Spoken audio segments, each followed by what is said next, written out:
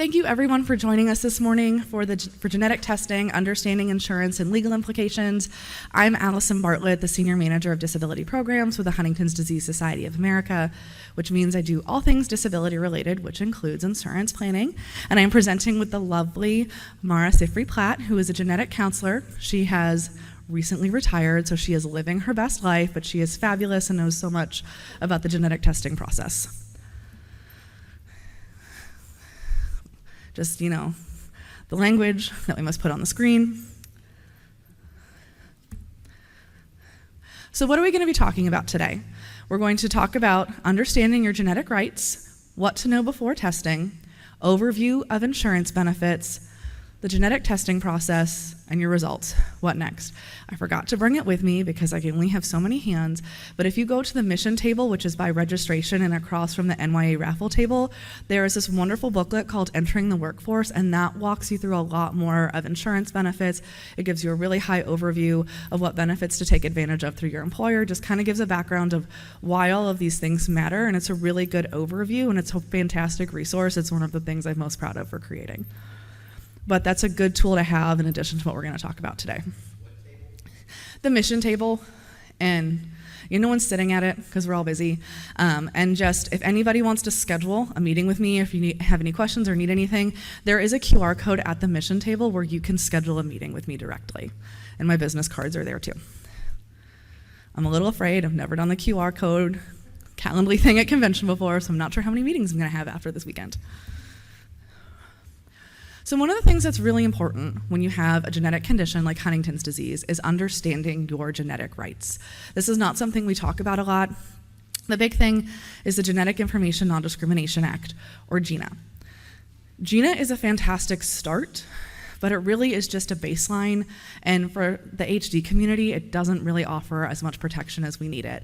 There are some states like Florida and Louisiana who have passed legislation to help protect additional things. So specifically, GINA does not include protection for life, disability, and long-term care insurance discrimination.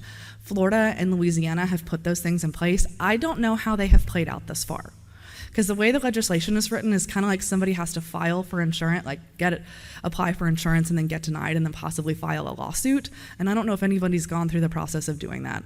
I have a lot on my plate. I haven't followed all the legislation and all the lawsuits everywhere.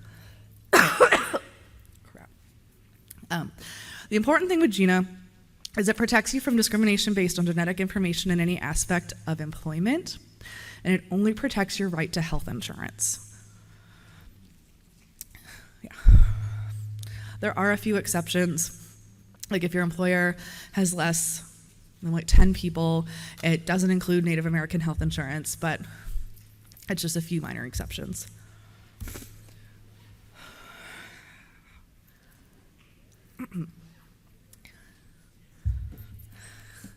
I've been talking a lot for 3 days already, and I knew it was going to come for me. Thank you, Mara. So, what is testing or predictive testing? I don't have any more. Eric handed the rest out, but like we do have the slides for the presentation, but the insurance planning handout, that is on the mission table. I just was kind of giving them out to everybody because we have so many. But so essentially predictive testing is when an individual does not have symptoms of HD but wants to know if they will develop HD over the course of their lifetime. And gene status directly impacts access to insurance benefits. Most insurances do not cover people who are HD gene positive. There are a number of insurances who don't cover people who just have a family history of HD. So you don't even have to have proof that you have the gene at that point. And that's why it's important to work with an insurance broker. I feel like I'm so needy. People are just giving me things.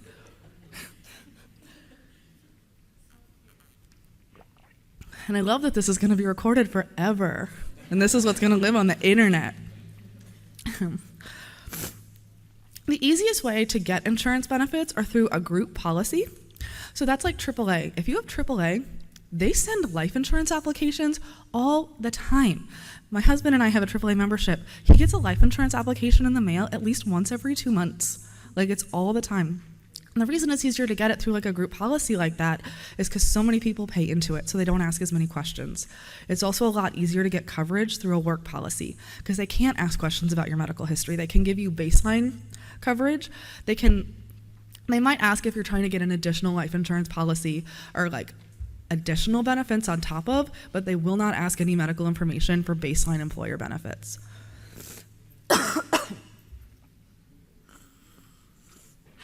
And I have to say this, lying or answering questions dishonestly on an insurance application is fraud. So if you test anonymously and you know you are gene positive, but there's no history of it, and then you apply for insurance and you say you don't have it, that is fraud. That is fraud. They can cancel your policy.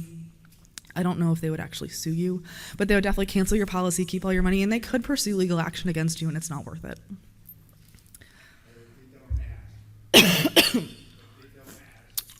If they don't ask. So you legally have to answer all of the questions on the application, but it's not something they ask. But a lot of the applications, they'll just ask a broad question like, have you been diagnosed with anything? Or is there anything that you have been diagnosed with that we have not previously asked about? And so you have to then answer that blanket question. That is one of those areas, like, I don't feel comfortable getting into the nitty-gritty of that, but that is correct. Like, getting the genetic testing is not the same as an actual diagnosis, but I think you'd have to read the definitions in the insurance application. But that's also why I want everyone to work with a licensed insurance broker, because they understand the nitty-gritty of this. They understand what questions an insurance company is asking, and they can offer a much better referral, because there's a lot of insurance companies across the United States, and it's really hard to just pick and choose. It's a lot more than just like State Farm and Prudential and Lincoln Financial. There are a lot of insurance companies, and so a licensed broker can help you navigate that minefield. And the sad reality is if you're already symptomatic, then it is too late to get private insurance, especially if you've been to the doctor and have any symptoms in your medical records.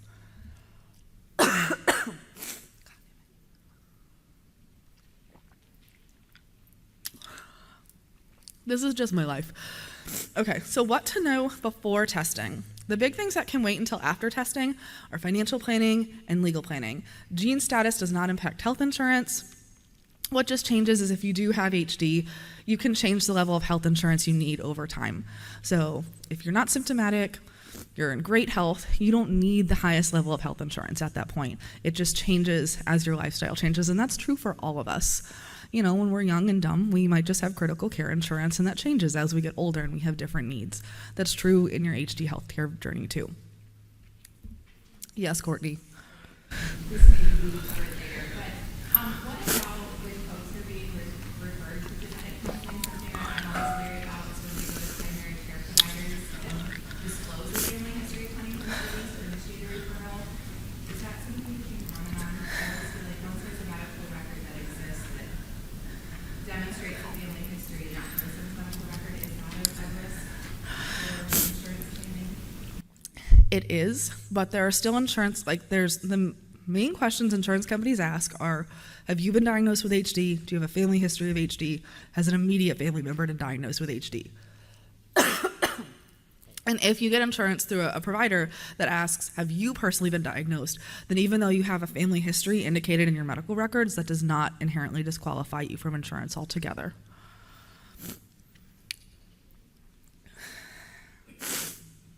So why is insurance benefits necessary?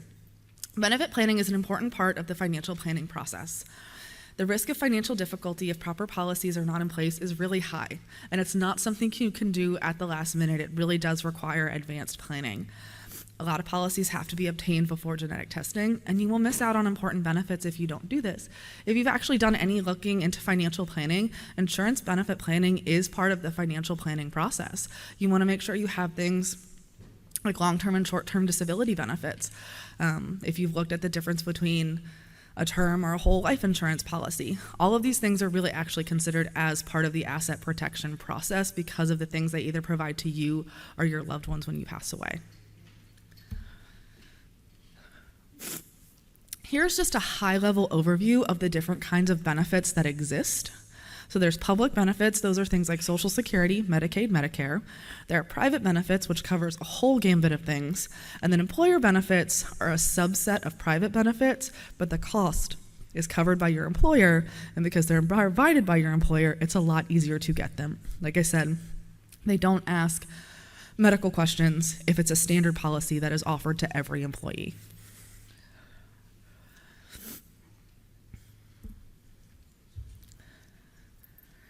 One of the things that I preach about most is getting disability benefits.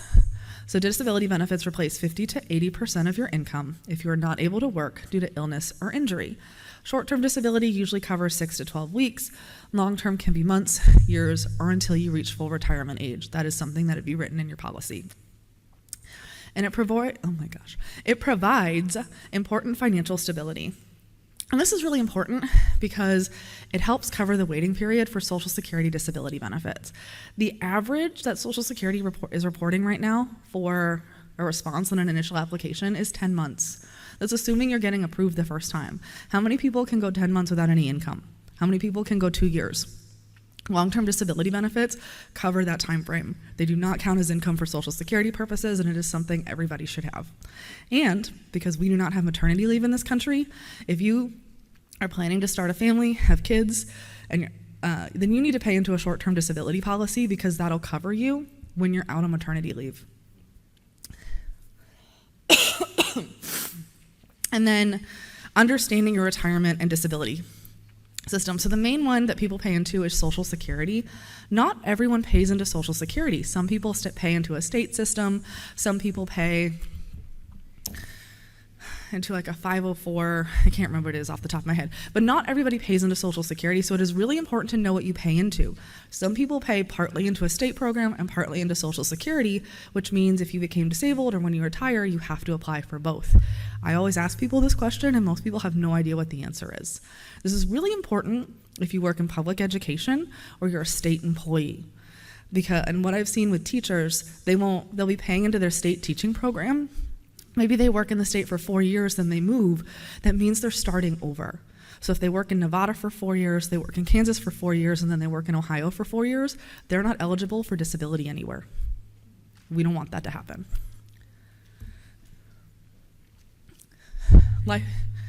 Yes.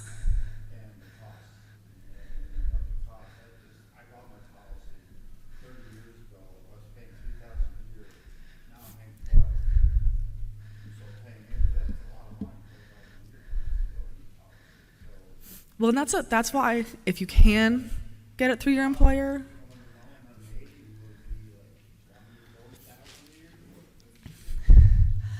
I talk about this in an ideal world. I know that private policies are incredibly expensive. And so if you can do it through your employer, that's a lot more affordable. And private policies, I really like the website policygenius.com because you can play around with different things. You can play around with different lengths of policies, how long the wait time is, what would work best for you. And I know this is honestly cost prohibitive for a lot of people, but it's still my job to talk about it and make sure everyone understands what their rights and have access to, so you understand what this planning process looks like. Yes, Amber?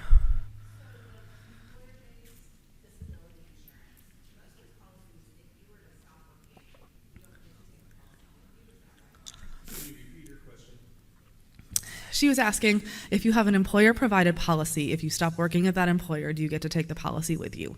No, you do not. But one benefit of employer-provided policies is most of them only have a 12-month wait period. So even if you've been diagnosed with HD, let's say you change jobs, as long as you pay into that work policy for at least 12 months or longer, you will be eligible for that policy even with your HD, unless there's some exclusionary language in the policy. So you would have to read that. But most long-term disability policies through employers, as long as you pay into them for 12 to 24 months, they will get you that benefit, even if you had an HD diagnosis before changing to that job. Brief thing on life insurance. Life insurance isn't to benefit you when you're alive, it's just to take care of your loved ones when you pass away. But it's important to make sure they have financial assistance. The big difference is term life insurance, which just lasts for a set term of years, and then whole life insurance It lasts your entire life and can be used as an investment vehicle. But whole life insurance is like 10 times more expensive than term life insurance, so that is a conversation to have with an insurance broker, and that's a personal choice. This is just a quick overview. And then there's other insurances, because, while we're planning for HD, something else could happen. Regina George taught me that we could get hit by a bus tomorrow. Thank you, millennials. But there's accident insurance, hospital insurance. This is great if you ever have a condition where you're going to need surgery, if you plan on having children. And then critical care insurance. HD is not usually included in something like critical care insurance. That's like heart attacks or other things. So with all of the insurances, you want to make sure you read the policies.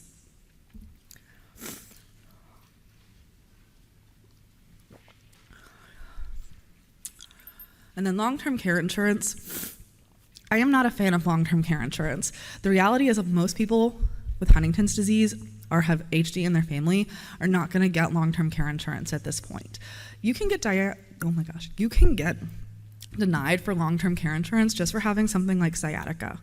They are very, very picky about who they actually cover in this day and age, and it's expensive. I wouldn't want you paying all of this money into an insurance policy, then have trouble using it when the time comes, because I've had a lot of HD families have trouble actually using their long-term care insurance if they were grandfathered in or have had it for a long time.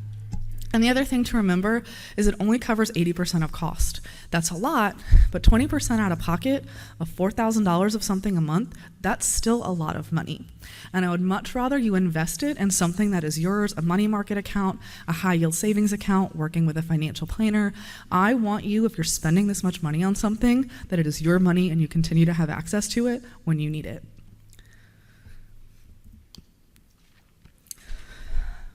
So the things I tell everybody to get before genetic testing are disability insurance and life insurance.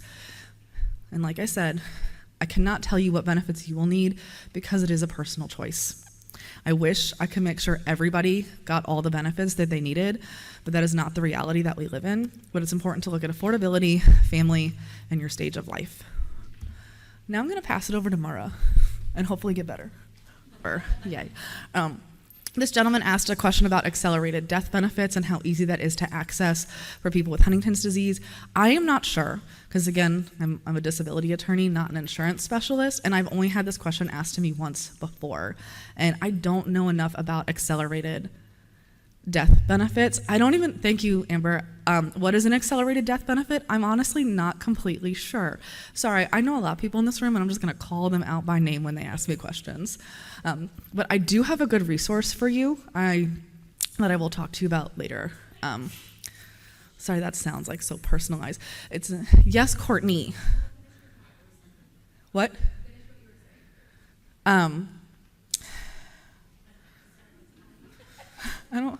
There is a lovely insurance broker who also partners with HD Reach, and his information is on the HD Reach website. I don't know if I want to just give out his information in this recording. That's going to live in YouTube forever. But if you guys have questions, please come to me after the presentation. I will happily provide that to you.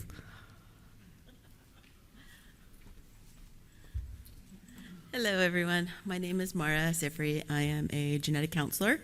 I just retired after 31 years running the HD program at Kaiser Permanente in Sacramento, and I still work actually as a genetic counselor at UC Davis, so I'm semi-retired. So I'm going to spend a little time. This is really Allison's show, and lots of you probably have questions for her, but I'm going to just do a quick little discussion about genetic testing in here. I think most of you are probably aware of the way that genetic testing works. It is a blood test, and we say that it's so easy, right? Stick your arm out, but it's really a lot more than just a blood test. And in the Huntington's disease gene, when we do this blood test, we are actually analyzing the size of the CAG repeat in the gene. And when I say CAG, I'm referring to a repeated section of the Huntington's disease gene that goes cytosine, adenine, guanine. You guys remember that from high school? Cytosine, adenine, guanine, thymine, those bases in the DNA molecule? He's looking at me like, no, I don't. That's what they are, I promise. Think about a ladder twist the ladder, and the part that you hold onto on the sides is a sugar phosphate backbone that we're not going to talk about. But the part that you walk on, the rungs, those are the bases, and again, those are the adenine, guanine, cytosine, and thymine. And in Huntington's disease, we talk about CAG repeats, which is cytosine, adenine, guanine repeating itself over and over again in this gene. And when we do the testing, we are looking for how many of these CAG repeats do you have? And there's 2 copies, right? One that you got from your mama, one that you got from your dad. And in Huntington's, you only need 1 abnormal copy of this gene. And if you have more than 40 of those CAG repeats, that means you are going to get Huntington's disease. If you have 26 or fewer, so we get a test that's like 17 and 19, that would mean that person does not have Huntington's disease. And then there's some stuff in the middle that likes to be a little confusing. There's these intermediate alleles or genes that 27 to 35, you don't have the normal number, but you don't have the expanded number. And we tell those folks, we don't expect you in the course of your lifetime to have Huntington's disease, but your descendants may be at risk. And then the reduced penetrance are the folks who are 36 to 39 repeats. And these tend to be people who show up in our clinic for care later in life, like in their 70s, 60s, 70s, 80s, just starting to show symptoms. But some people with reduced penetrance alleles, another word for copies of the gene, don't ever show up. So this is just the basics, so we can all speak the same language. There's different kinds of testing. There's symptomatic testing, which the next slide kind of goes over, but think about it like your regular model that you like, I have a sore throat, I'm going to go to the doctor. Doctor, do I have strep throat? Same idea. I'm showing up with Huntington's symptoms. Do I have Huntington's disease? Predictive or pre-symptomatic testing is when a person who is at risk wants to know before they actually have symptoms. We never test anybody under the age of 18 unless that individual is showing symptoms that look like they might have the juvenile form of Huntington's disease. And I get a lot of questions from parents, especially of young children who don't quite get this yet. They sign for everything. I sign for all my kids to have all their shots, and why can't I test my children for this? And we just have to remind them that that 2-year-old will grow up to be an 18-year-old who has the right to decide if they want to know their status. And we know 90% of people at risk for Huntington's disease actually choose not to test. So that little 2-year-old may not want that information when they're 18 or 25. And then a little word about anonymous testing. I think the next slide has a little picture. No, but I already talked about that, so we can skip that slide. Actually, I'll go back to one thing that says, even when we're doing symptomatic testing and you show up and you think that you have Huntington's disease and you tell me right up front, I think that I'm starting to show symptoms, my mom had it, my sister has it, and it's pretty clear that you know what's going on. It's still hard to get that piece of paper. And we try to do it, this says in person. I kind of will change that now to face-to-face since we do a lot more work on video as well. Just because it's hard and people are sometimes expecting or hoping, maybe I have Lyme disease and this isn't Huntington's disease or something. So it's good to have a counselor. Yes, Allison, since I'm calling people up by name. Where's the best place to get genetic testing? The best place to get genetic testing.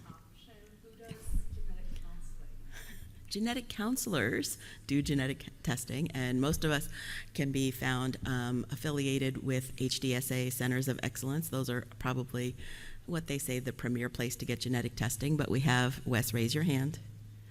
We have Wes in the room. You can ask him questions afterwards, and he does genetic testing online. So that is not part of a Center of Excellence, but he's well-loved and part of our community, and we take good care of that.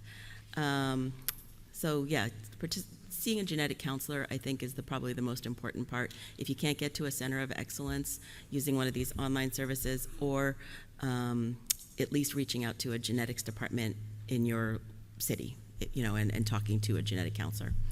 They may not be as well, they may not know HD as well, but they, Can a blood test be drawn locally and transferred to a genetic counselor at a distance if they don't have one in their immediate area? Yes, I think that's kind of the premise of like the online services, is that they send a kit to you and then you can swab your mouth and send that back too. So yes, definitely we can work with people. Okay, no. So let's talk a little bit about anonymity. I can never say this word, so if anybody can help me out, I appreciate it. Anonymity. Well, the bottom line is I've worked with a handful at this point, probably 5 or 6 graduate students who've done research studies on this because they keep thinking, why is this so important to the HD community? And yes, they are still finding that this is important to the HD community. So we really try hard to respect that. You know, I personally, in 25 years of working in the HD community, I haven't had anyone really that said to me that I was denied, if you will, insurance based on having, but for that purpose, we still are respectful.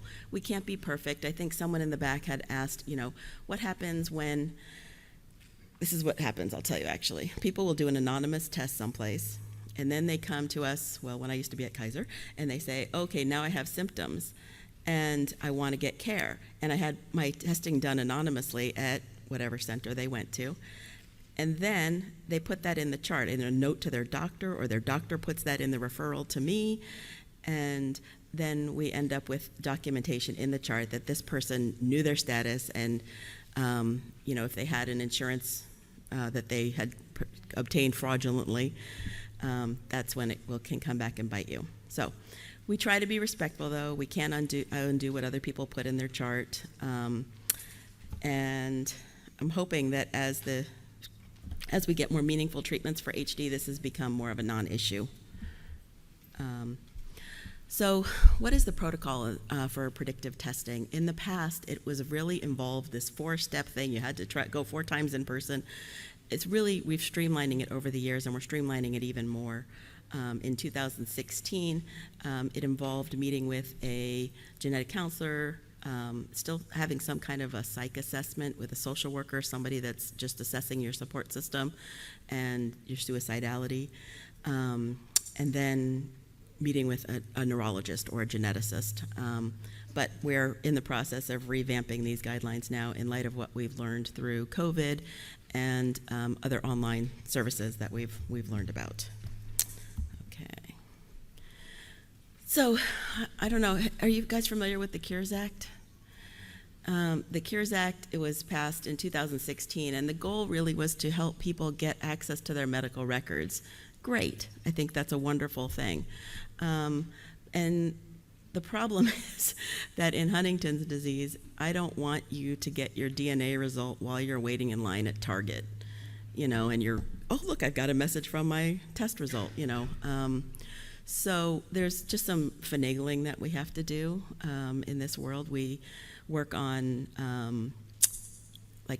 we were able to delay on getting the results out on the portal by 2 weeks, which gives us a little bit more wiggle room to actually communicate with families or patients before they get their result in their portal. But it's just an issue that's come up for us, and this is a good thing, I think, the Cures Act, but it just makes things a little more complicated for us as well. So what are the issues around testing? The first thing that gets addressed when someone calls, you speak with a knowledgeable person, either a genetic counselor or social worker, and one of the first things I talk about is insurance. And that before you go down this path of starting this testing process, think about what you want to know, and this is exactly what Allison is talking about today. We also talk about other things like, is this a good time to do this testing? Did your your loved one just pass away? Did your house just burn down? What other stressors are going on in your life? What's your support system like? Are you living in America and all your family's back in another country and you don't have you don't have any friends yet? Or, we just try to figure out, are you going to be supported, and work with you to try to find a support system as you're going through this journey, because we are all creatures of wanting connection. And we talk a little bit about how, would you change your life? What would you do differently? I worked with a young girl who was in college, and she told me if she tested negative, she was going to go to medical school, but if she tested positive, she was going to go to nursing school so she could work faster. And these things are never set in stone, obviously, but guess where she is? She's tested positive, and she's in medical school, actually going to become a surgeon. So we talk a little bit about things like your risk for depression and anxiety. We do a suicide assessment. We know the statistics show that there's an increased incidence of suicide in the HD community in general. A lot of times it's around when people are doing testing. So it is an important question, and I apologize to any of you who have HD who come to clinic and every single time we ask you about suicide, but we are doing our due diligence. And then the last thing I always mention to people is that even if you get a negative test result, there can still, which is usually a relief for most people, there can still be a pretty heavy emotional burden. Things like survivor guilt can happen. And I always tell people to make sure they're testing for themselves, that they're not doing it for other family members. I had a woman walk in once and tell me, okay, what is this about? My mom said I can't have a baby till I come talk to you. And I was like, okay, let's have a conversation. And in the end, she chose not to test at that time and did go ahead and have a baby. So just making sure that you're really doing this because you want to, the information for yourself. And thinking about why you want to know. Is it important for you? Some people choose not to know, and they can live with that ambiguity, and they like the ambiguity. Other people, it halts them. They can't move forward until they know. And just kind of, there's no right answers to any of this. It's all just kind of figuring out your own experience. And this, I think, goes back to Allison now, because we're going to talk about your results and what's next and disclosing them. And what I do tell people about results disclosure is to just be mindful. You don't have to tell your results to anybody, whether your parent, your siblings. You don't have to share that information with anyone. I encourage people to share it with their family members that might be at risk. But I'm going to let Allison finish so we don't run out of time. Oh, we do? For the social workers and care providers in this room, do you have to leave? Oh my gosh, do you have to leave? I quit. Do you have to get genetic testing to get a clinical diagnosis or to get HD care? No. No. Do you have to get genetic testing to get approved for any kind of disability benefit? No. So this is a very personal choice. We're all here today so you can help understand all of these things, but you can make the best decision for yourself. So you legally do not have to disclose this. The one thing, and there are other sessions that we're going to talk about this throughout convention, like your employment rights, but the benefit of disclosing for employment purposes is just to protect your job and to get work accommodations, but at no point do you actually have to disclose this to anyone. So this, yes?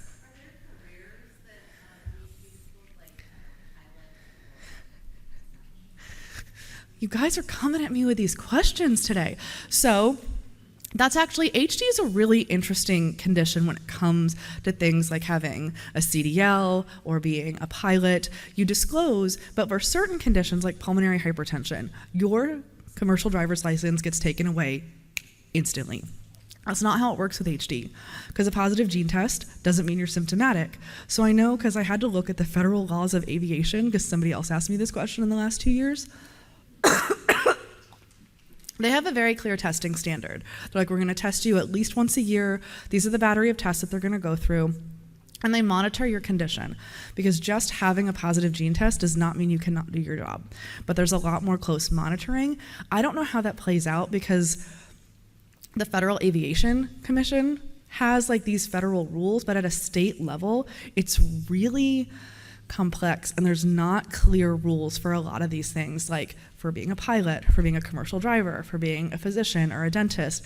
A lot of this stuff still does rely on self-reporting and you being open and honest. And that's difficult, because even if you aren't symptomatic, people may look at you differently. That is why there is still a lot, what's the word? Stigma, thank you. I was like, Courtney, what talk are you doing later? The stigma one, thank you. Word finding is really hard for me now that I've had children, but stigma, discrimination, and so a lot of people don't disclose because they don't know how their employer is going to act. There's the way things work on paper and then how things actually work in reality. And so there are people who were fired just for having a positive gene test, but it was in no way or shape impacting their ability to work. Those people, and not everybody wants to do this, they hired an EEOC attorney, filed an employment law claim, and one, but that's also a big thing. Do you want to have to deal with hiring an attorney, paying this expense? Employment lawyers are not cheap because there's a lot of upfront work. Like, there's a lot of steps in this process. So that's why it's really hard. But like, yeah, for things like being a pilot or a commercial driver, you are supposed to disclose that, but the laws aren't always clear around it because they look at state law first. And then they can like look to federal law. Like, federal law is always the baseline, and then state law goes on top of that. And it's really mired in a complex situation, and so it can need help navigating that, and it's hard. It can be really hard to pick that apart sometimes, a lot of the time. We talked about this a little bit.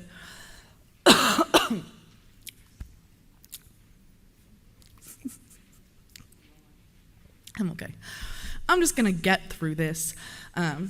Now, I enjoy being here with everyone today, and I'm really glad that we get to talk about this. I'm so sorry that you have to listen to me cough and struggle with all of this.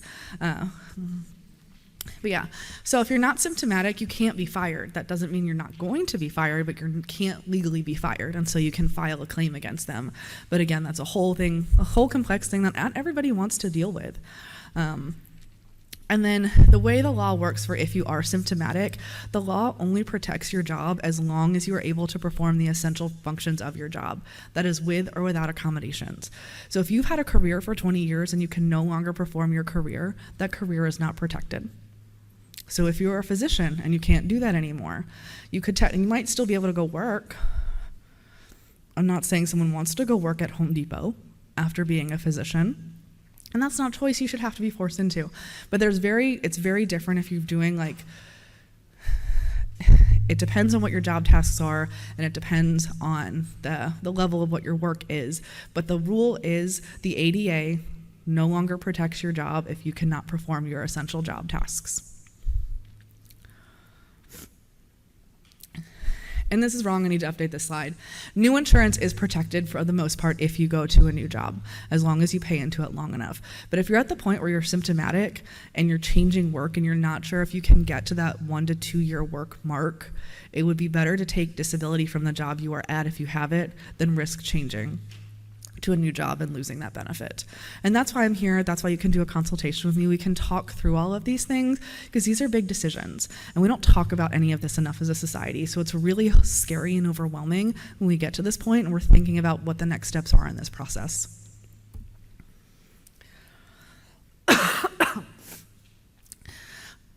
So these next steps, everyone should be doing this, whether you have the HD gene or not. Everyone should be doing financial planning. Everyone should be doing legal planning. But there are no rules. Like, there's nothing that prevents you from doing any of those things, whether you have HD or not. So that's why I say wait for this stuff after, because it will change what things you may look into. If you don't have HD and you have children, you don't have to look into a special needs trust specifically because you're afraid they're going to be disabled. But if you know you have HD and you may have passed it on, like a special needs trust is something that can protect your assets, but you're still eligible for other benefits. So it'll change what things are available to you and what you may seek, but you can do all of this after you've done genetic testing. And I think it's better to wait until after you've done genetic testing so then you can put things in place that are specific to your needs. And this is the kind of stuff that honestly needs to be updated. If you do it when you're 30, you need to do it again you need to update it when you're 40 and when you're 50, because life changes, our goals change, our situations change. Let's say, if I made my will when I was 30 and I hadn't updated it yet, my children would be screwed because they would not be included in it. Like, we have to make sure you constantly update things based on where you are in life and what your needs are. But that's just general information for everybody. Are there any more questions? No. Courtney!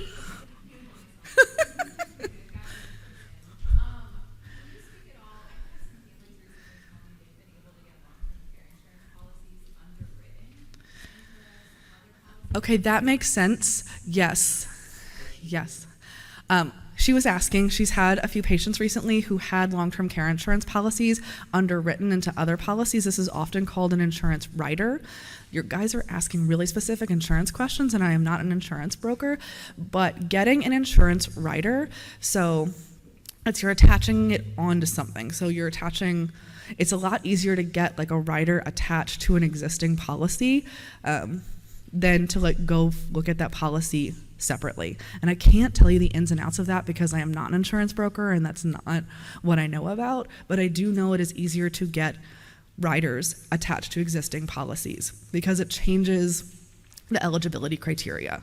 So instead of having to go and do all the eligibility criteria for the long-term care insurance, if it's a life insurance policy, you're maybe just doing the criteria for the life insurance policy and then you just pay a little bit extra to get that added on.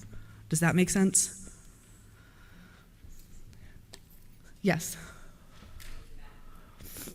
I actually I have a question about Okay. you mentioned that you have been learning about, counseling over the years, and that more recently you've learned more, like through COVID, and some things are going to change. What are some of the things you've learned about counseling? Well, our meetings are going to be starting in the coming months about this. Right now, we just put our committee back together, but definitely including video counseling as a way that's adequate and good. I even think sometimes to perform these services and not having to have it be in person. I really think that improves access for people who don't live near centers. Someone asked me, can I get the genetic test, get the blood drawn where I live and get and yes, that's exactly how you would. Some of the other things are trying to figure out how to streamline the cost a little bit to make it more accessible. And while I love the workflow that I have worked with for the last 25 years, that includes social workers, psychologists, neurologists, geneticists, this is going to sound radical a little bit, but as genetic counselors, this is what we do.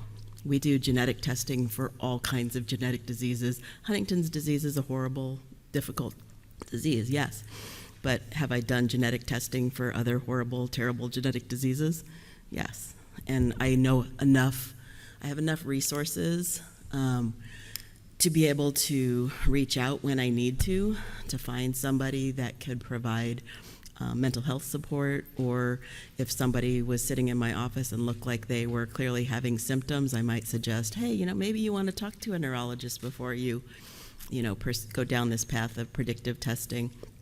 I don't have to tell them that they're having symptoms, but I can put that as a suggestion. So we're just toying with a lot of ideas. I'm open to other thoughts that you might have about it, though. Yeah. Uh-huh. What is the current range of cost for out-of-pocket, I guess, to get? Yeah, it's a great question. I was fortunate. Yeah. Oh, what is the current range of cost for genetic testing? And I was fortunate enough to participate in the committee that we analyzed all the Centers of Excellence grants, and I was shocked at the range. Quite frankly, it was huge. There were some places where it was, upward of $2,000. I'd say some places had very, very inexpensive testing. I think the lowest was maybe $400, $500 in that range, with most of it kind of sitting, in the $1,000 kind of range. But I'm hoping if we can do more virtual work, that we can work on, and maybe only have. Someone today was just telling me, they were like, I wish I could have cherry-picked what I needed, from my testing process, because I've been in an HD family for 35 years. I know all the, what the disease is. Some of the latest science would have been helpful, to learn about, but I didn't need the full, everything that was offered to them. And they were like, and I didn't need the neurological exam at that time, and they were paying for that. So I think it'll be interesting to watch how this changes over time here, and we're at an interesting point. Huh? I just wanted to. So another reason all of this is important is because a lot of the clinical trials now, they're moving towards people who are younger and earlier in the disease process, and a lot of the clinical trials require genetic testing as part of getting into the trial. I am currently working with our research person, Tam Mowry, who's not here right now. She's on vacation. We hired her, and the vacation was planned long before convention was. But that's something we're looking into, because it's a big thing. We want people to be involved in clinical trials. We can't further research, but that's a big ask for people. And so that's one of the things that we're also looking at, but that's one of the reasons why this talk is important. So, yes, another Mara question. Do genetic counselors anticipate approaching the way they talk to people about this at such time as a really effective therapy, a cure is available? Are there other diseases that you could compare it to once HD gets to that point? This is a very optimistic question, and I like that, and I appreciate that about you. He's asking, if you didn't hear it, whether or not there's other conditions that we can look at, think about the future with once we have a meaningful or treatment or cure for Huntington's disease, and what how genetic counselors might be involved in.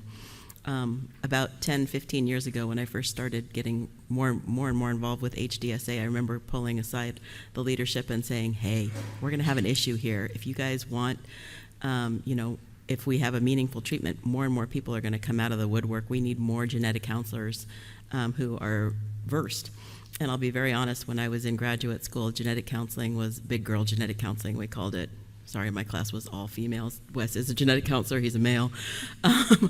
But it was hard, and there were things about it that were a little bit different maybe than other conditions, and hence the protocol came up. But I think now, with enough genetic counselors having HD experience, I think that we can navigate through those changes.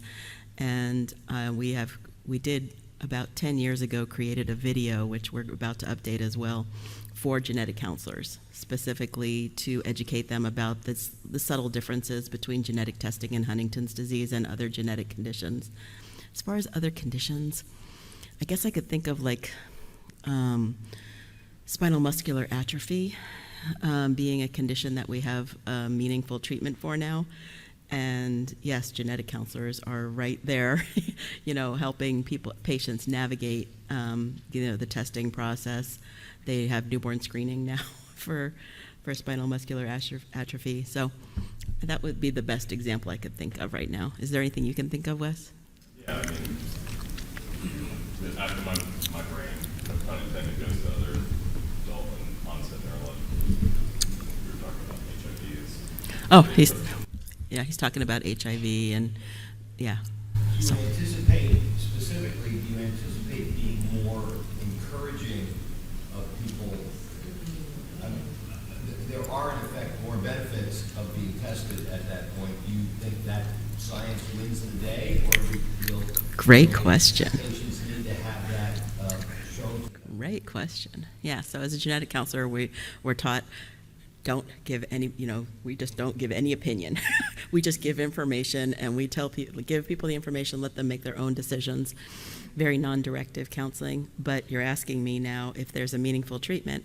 Sure, I'm going to make sure I talk to people about that and discuss the pros of having a genetic test so you could participate in a research study or in an actual drug treatment. So yeah, that's a good question. So you talked about kind of how post-testing employment decisions and career paths.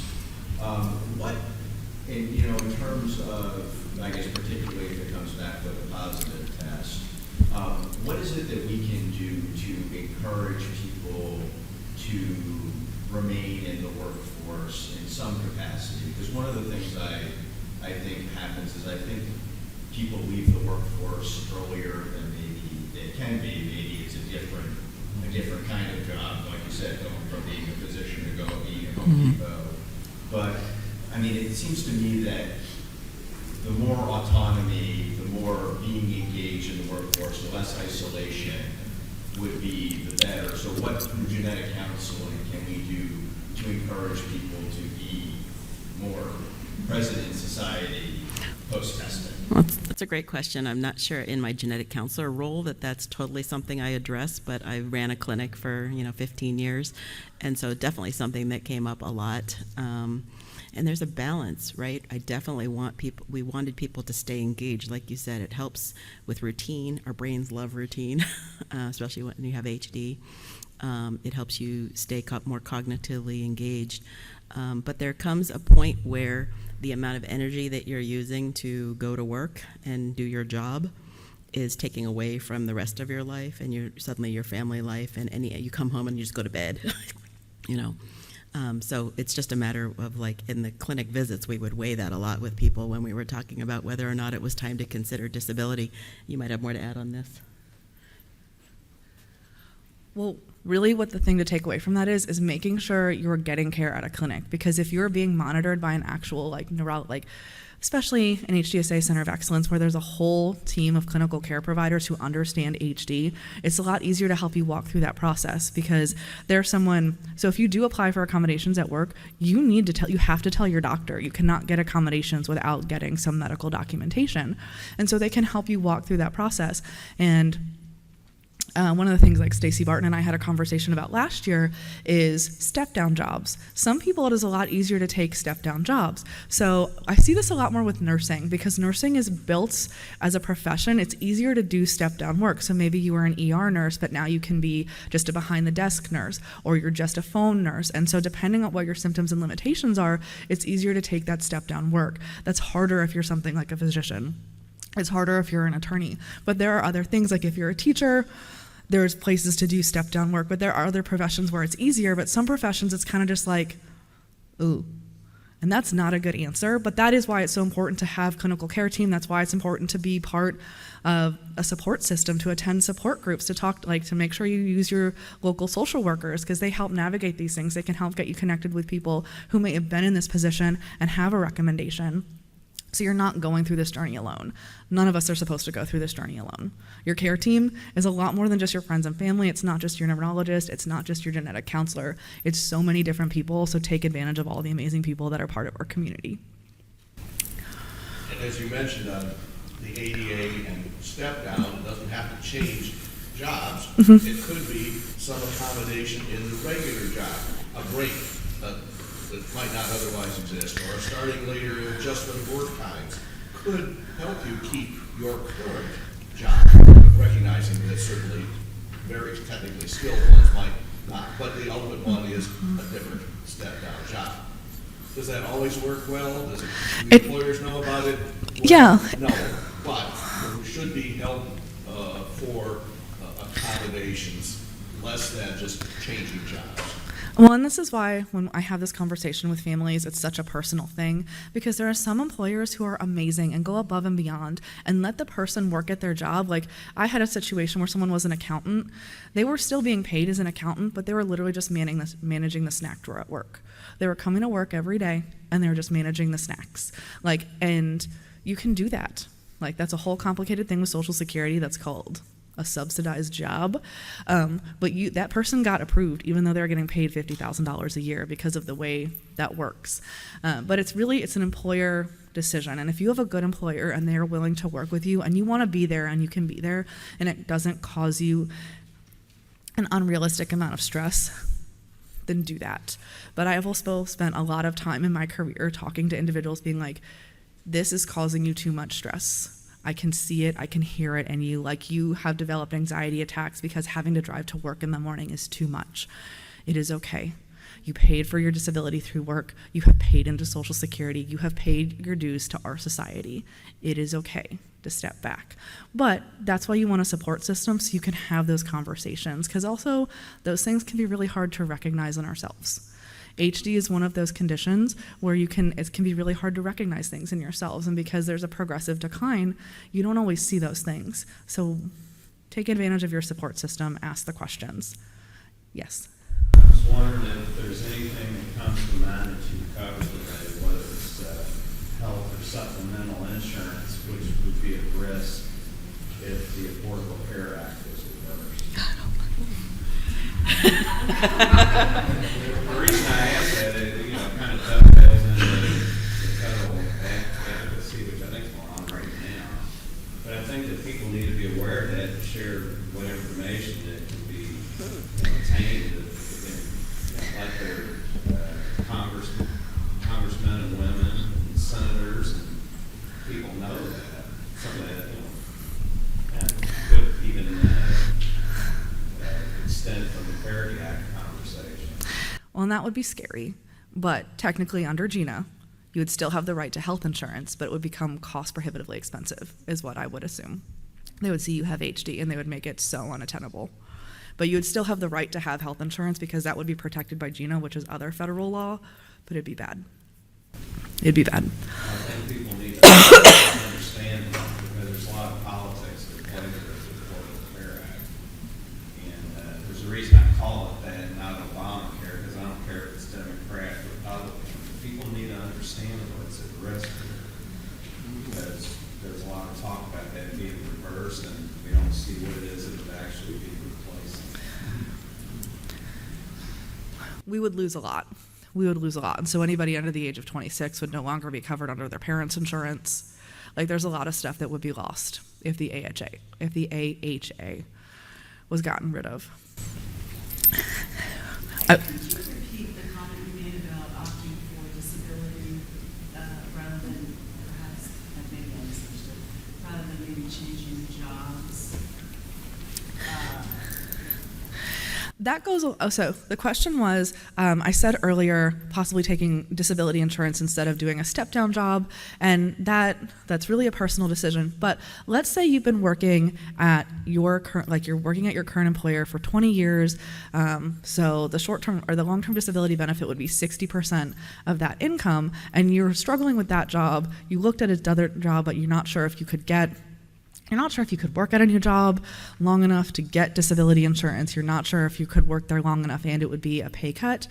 You want 60% of the job that you've been working on for a substantial amount of time. You'd rather have 60% of $80,000 than 60% of $40,000. Sort of follow on to that was, in those situations, in your experience, have you found people who disability benefits are denied? Because don't you have to apply to them, and have your cases reviewed in order to get benefits? Even though you paid into it, or your company's paid into it. Are we talking specifically about private long-term disability insurance? Yes, that can get denied. Tom, do you want me to call on you and make you answer this question? Sorry. No? Okay.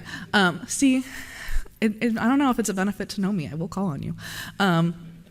So long-term disability insurance, there are denials. It is not as common with HD, and usually even if you have to appeal it, you will get approved. Like getting long-term disability insurance is a lot easier still than getting Social Security disability. And one thing that's worthwhile to look at in these long-term disability policies is some of them you're just disabled from your current job, some of them you're disabled from all work, and some of them say, let's say you go down to part-time, they will cover what's missing. And so that means you could possibly take that step-down job, get paid $30,000, but they will cover the difference. So it's really important to read the policies and understand all the options that go into them, which again is why it's important to talk to an insurance broker to understand all of these things, because there are so many riders and things that can be added onto these insurances. I don't even know all the things. I can't know all the things, but that's a good question. And so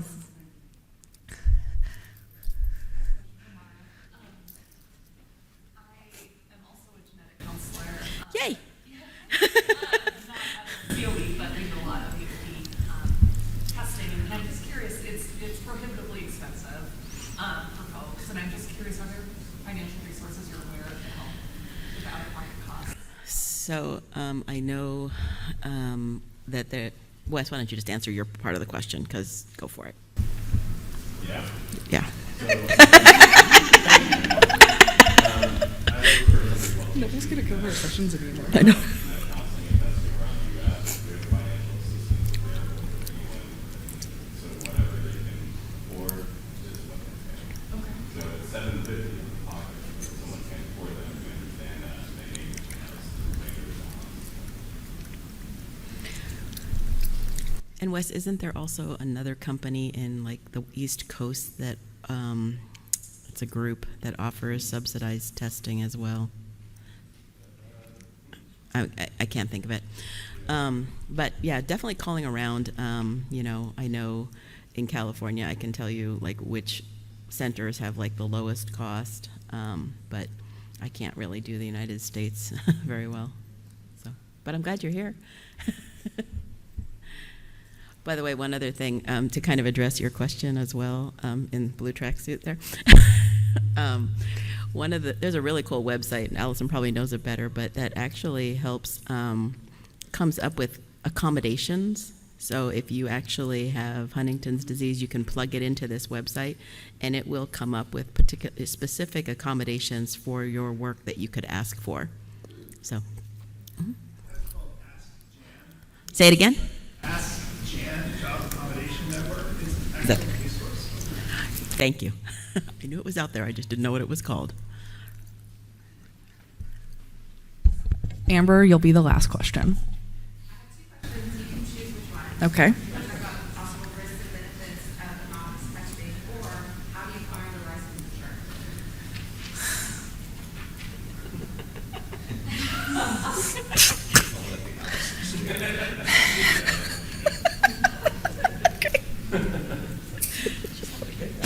Okay, so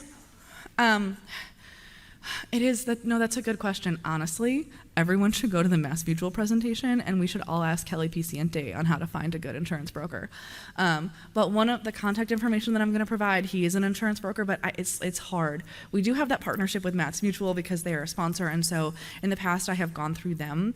Some families just have an insurance broker in their family, but that is a big question, and I need a better answer for this in the future because it is hard to find an insurance broker. For people who want it, I will provide the contact information for the insurance broker that we know.